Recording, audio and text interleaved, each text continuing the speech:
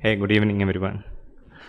So we went through multiple companies here, and the whole ecosystem of healthcare is getting built using each of these companies. I mean to say, like maybe there is much more bigger solution required, but each of these companies are working on small spectrum of it, and maybe joining all those things is probably the ultimate solution we all are looking for, right? So when it comes to healthcare, uh, one of the big missing pieces, or in this COVID times, one of the piece which is very very critical is taking care of elderly people, right? If you see over last 2 years, who suffered the most, right?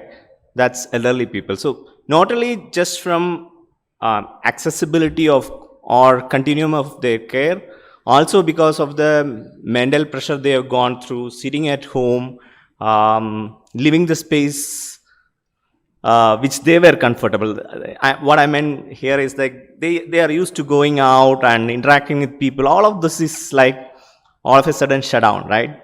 So our company focuses on primarily taking care of elderlies using remote technologies, right? This is a combination of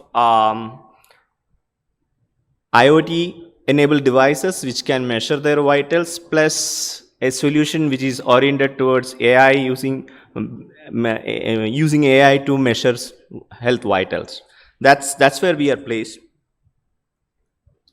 So if we look at the entire ecosystem of, say, how we perceive a smart city, right? There is population, and what we require is a infrastructure for health. Here, infrastructure for health may be like better staircase for people to climb is actually a better infrastructure for health. Emergency services, AI and IoT based monitoring, environment sensing, that means your temperature, your pollens, your any of the environmental factors. Then includes data mining and population health management, personal healthcare services. All this makes the entire ecosystem of how we'll manage health in a smart city in future. Where we deal with is basically AI and IoT monitoring of health. So what we have today is a patient app, which is fundamentally going to identify the patient in a unique way. In India, it could be Aadhaar, and for it can be very country specific UID. From there, we have a web portal where the patient is getting monitored, and a clinician app where whenever the some caretaker is visiting the patient, they take that mobile app and go to them and do vital measurement or any data collection, etc. is done there. And then all of this is like centrally linked to an EHR system or so. We have our own, but it can be linked to any of the existing cloud solutions also. So the second part of it is the devices. It could be a Bluetooth enabled. We actually moving nowadays a lot out of Bluetooth enabled devices to devices with SIM, because elderly people are more comfortable with the devices which has a SIM built in, right? So a lot of our devices now is SIM built in. And we also use AI to, we call it as selfie vitals. The term selfie is probably very catchy, though. So we used it as selfie vital, where we could measure BP and SpO2. So this is still very measuring in the sense like it's in initial stages, but we are getting decently good results when you have the lighting, etc. is proper. But this is one area where we want to focus in future. So, as I mentioned, our current focus is elderly people, but we believe that the other spectrum of people, like kids or youth, etc., will be our target audience in future.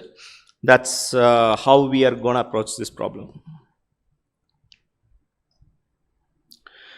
So there are other tools which we have built as part of building this solution. Number one is video call. So this was one of the features which was used most during the COVID times. So a lot of people went into video call, and it was not only just for video consultation we used. It was used by a lot of our clients in US for getting engaged with elders. A lot of elders there are living alone, right? So the video calls was used for engaging with them in a regular interval and making sure that their mental health is taken care.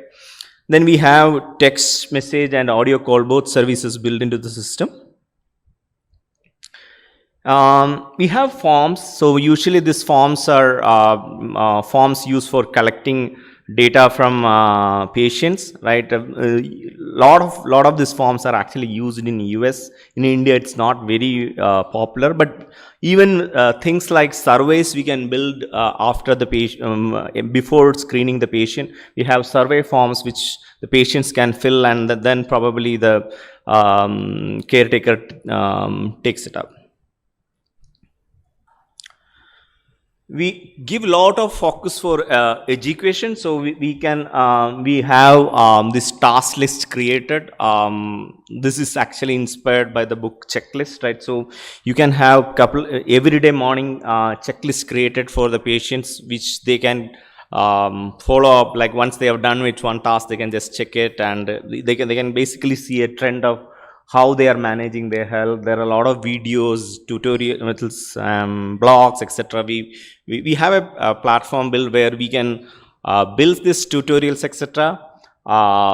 Mention the target group, and it automatically get pushed to them in a particular sequence, etc., according to where they stand in terms of the health cycle they are going through.